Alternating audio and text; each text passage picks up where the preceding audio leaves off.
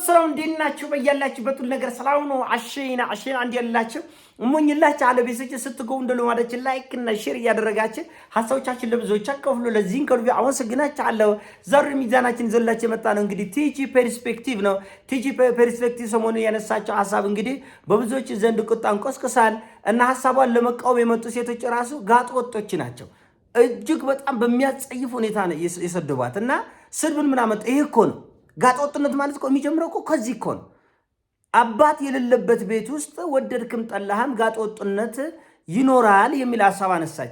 አይደለም ብላችሁ የመጣችሁና ለሷ መልስ የሰጣችሁ ሴቶች አብዛኞቻችሁ ክብረ ነክ ንግግር ነው የተናገራችሁ። ሪአክሽን የሰራችሁ ቪዲዮዎች ራሱ ለሷ ንግግር ማስረጃ ነው የሆናችሁት። ተገቢ አይደለም። ሐሳቧን በሐሳብ መቃወም ትችላላችሁ። ነገር ግን እሷን ማንቋሸሽ እሷ ባል በማጣቷ ምክንያት እሷ የተጣለች የተቆረፈደች ሴት እንደሆነች በጣም ጸያፍ ንግግር ነው የተናገራችኋት። ምናልባት መልኳን ለማስታወስ ያክል አባት የሌለበት ቤት ወደድክም ጠላህም ጋጠ ወጥነት መስፈኑ አይቀር እና ለሷ መልስ ለመስጠት የመጡ አብዛኞቹ ሴቶች ጋጠ ወጥነታቸውን ራሳቸውን የመሰከሩት። ለምን ከነ ኮሜንት ገብታችሁ ብታነቡ በጣም የሚያሳፍር ነው። መጀመሪያ ነገር ጋጠወጥነት አባት የሌለበት እናት የሌለበት ቤት ብቻ ሳይሆን አባትም እናትም ባለበት ቤት ውስጥ ጋጠወጥነት በዝቷል። 4 ነጥብ። እዛ ላይ ምንም አንከራከር። ሌሎች ሐሳቦችን አንስታችሁ ከተከራከራችሁ መብታችሁ ነው።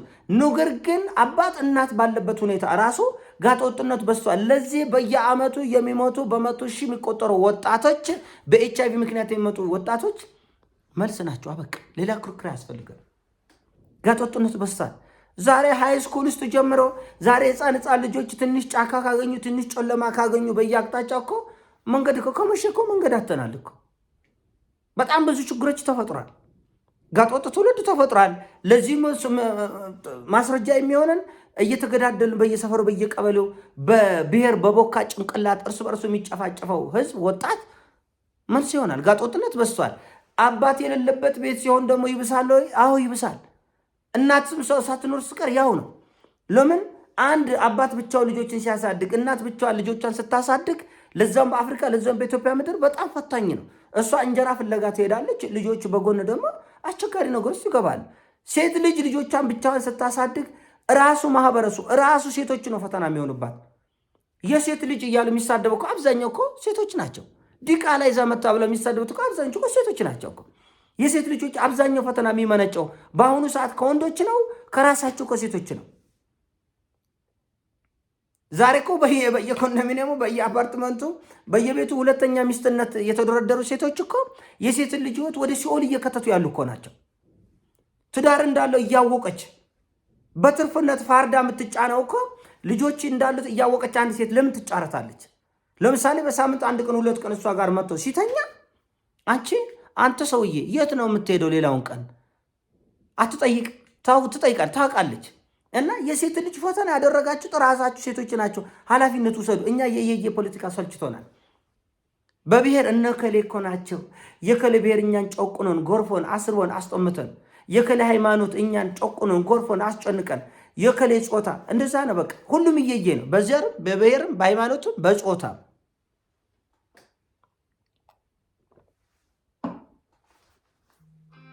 ኃላፊነት ውሰዱ። ኃላፊነት መውሰድ አለባቸው።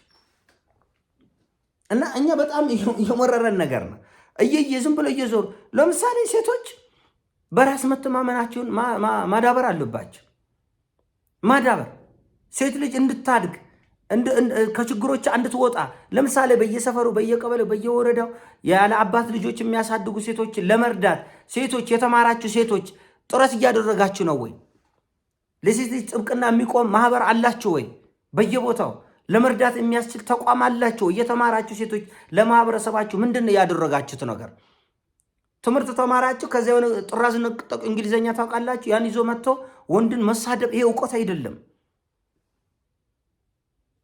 ወንዶች ችግር ካለብን እኮ እኛም እኮ የሴቶች ውጤት እኮ ነው። ይሄም እኮ የሴትን ልጅ ችግር ነው የሚያሳየው። ለምሳሌ ወንድ ልጅ ጮካኝ ከሆነ ጮቋኝም ከሆነ አረመኔም ከሆነ እኮ ችግሩ እኮ የእናቶች ጭምር እኮ ነው። እኔ የእናቴ ነጸብራቅ ነኝ።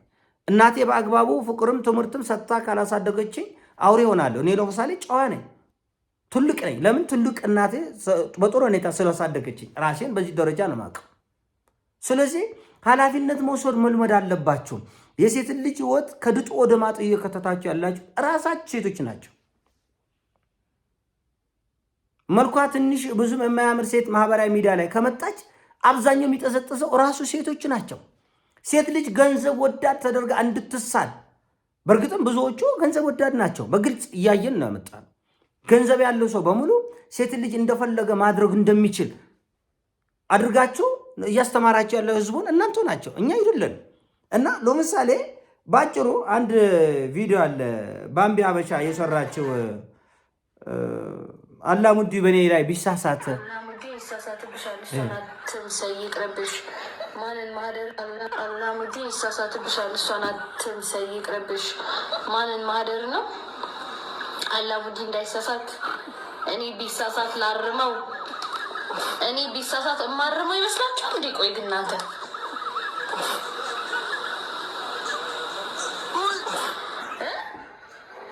ይሄ ቪዲዮ ምንድን ነው መልእክቱ? አላሙዲ በእኔ ላይ ቢሳሳት አንደኛ ማህደር አሰፋ ለማንቋሸሽ ነው። ሁለተኛ ደግሞ ይህን የሚያደርጉት ራሳቸው ሴቶች ናቸው። አንደኛ ያው ሴተኛ አዳሪነት ማለት ይቻላል። አላሙዲ ብር ሰጥቶኝ ከእሱ ጋር አንሶላ ብጋፈፍ እኔ አርመዋለሁ ወይ ደስታውን አልችልም ነው። ይህን ቪዲዮ ባምቢ ብቻ አይደለም የሰራቸው፣ በሺ የሚቆጠሩ ሴቶች በዚህ ላይ ሪያክሽን ሰርቷል። የሴት ልጅ ክብር ዝቅ እያደረጋቸው ያላችት ራሳቸው ናቸው። ኃላፊነት መውሰድ ልመደው ጓ ለማለት ለሞጫው ምናምን ሳይሆን መጀመሪያ ነገር የኛ ጥፋት ምንድን ነው? ገንዘብ ያለው ሁሉ ሴት ልጅ ማሾር እንደሚችል በከፍተኛ ሁኔታ ማህበራዊ ሚዲያ ላይ ሀሳብ የምታንሸራሽሩት ራሳችሁ ሴቶች ናቸው። ሴት ልጅ በራስ መተማመና እንዲወርድ የምታደርጉ ራሳችሁ ሴቶች ናቸው። ሴት ልጅ ጸይም ከሆነች ነውር ነው እንዴ? ብልግና ነው እንዴ? አንድ ሴት ጥቁር ብትሆን ጸይም ብትሆን ብልግና ነው ወይ? ንገረኝ። አይደለም። ለምንድን ነው ሰኞ፣ ማክሰኞ፣ ረቡዕ፣ ሐሙስ ፊታችሁ ቀለም ነው፣ ከንፈሩ ቀለም ነው፣ ቅንድቡ ቀለም ነው፣ ፀጉራችሁ ቀለም ነው፣ ሁሉ ጥፍራችሁ ቀለም ነው? ይሄ ምንድን ነው? ምንድን ነው የሚያሳየው? ለምሳሌ እነ ጆርዲ የሴት ልጅ መብት ተቆርቋሪ ነን የሚሉት ይሄም የእሱ አይደለም። ሁሉ ነገር ከፋብሪካ በመጣ ነው። ራሳችሁን ፊኒሽንግ ያላለቀ ቤት ነው የምትመስሉት። በየቀኑ መቀባት ነው፣ ማታ መታጠብ፣ ጠዋት መቀባት፣ ማታ መቀባት። እዚህ ያለ ኑሮ የለም። መጀመሪያ ማንነታችሁን ተቀበሉ። ሴት ልጅ በጭንቅላታ ለምን እኛ እንደናንተ አንሆንም? ለምን እንደናንተ አንሆንም? እኛ ወንዱ ልጅ ታጥቦ ይወጣል በቃ ከቤቱ። ባዝሊን የምናገኘው ከብዙዎቻችን በጣም ጥቂቶች ነው። ከብዙ በጣም ጥቂቶች ነን ባዝሊን ራሱ የምናገኘው። ለዚህ ራሱ የመንግስት ድጎማ ያስፈልገናል ይመስለኛል። ስለዚህ ራሳችሁ ላይ ባለመስራታቸው ምክንያት የሚመጡ ችግሮችን መቀበል መቻል አለባቸው። ራሳችሁ ላይ መስራት አለባቸው። አይምራችሁን ማስወራት መቻል አለባቸው።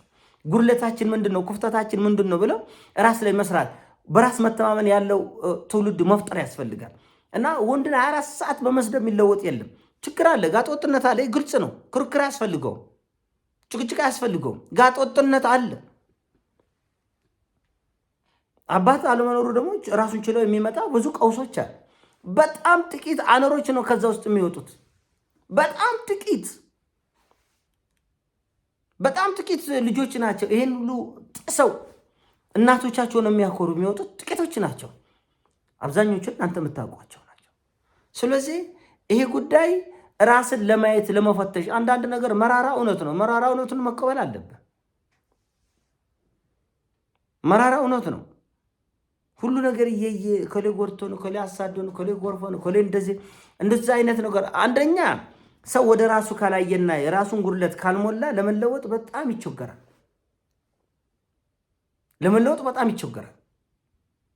ራስ ላይ ነው ማየት የሚያስፈልግ እና እናቶች ልጆቻቸውን በአግባቡ ካሳደጉ፣ እህቶች ከወንድሞቻቸው ጋር ጥሩ ግንኙነት ኖራቸው ካደጉ ለምን አይለወጡም? ይለወጣል። እኔ እህቱ የለኝም ለምሳሌ፣ ግን ለሴቶች ክብር አለ፣ ፍቅር አለ እና ቤቴ ያደግኩበት ነው። እናት ብቻዋን ለምሳሌ ከኔ ከአባት በላይ የእናት ተጽዕኖ አለብኝ አስተዳደጌ ላይ። ይሄ ምንድን ነው? አከብራለሁ። ነገር ግን ሴቶች ራሳችሁ አለመስራታችሁ መቀበል አለባቸው እና መሰራት አለበት፣ ማስተካከል ያስፈልጋል የሚል ሀሳብ ነው። ይሄን ሀሳብ ሲሞቻችን ላይክ እና ሼር እያደረጋችሁ ሀሳቦቻችን ለብዙዎች አካፍሎ በያላችሁበት መልካም ቀን እንዲወልላችሁ ሞኝላችኋለሁ። እወዳችኋለሁ። ይሞቻችን። ፒስ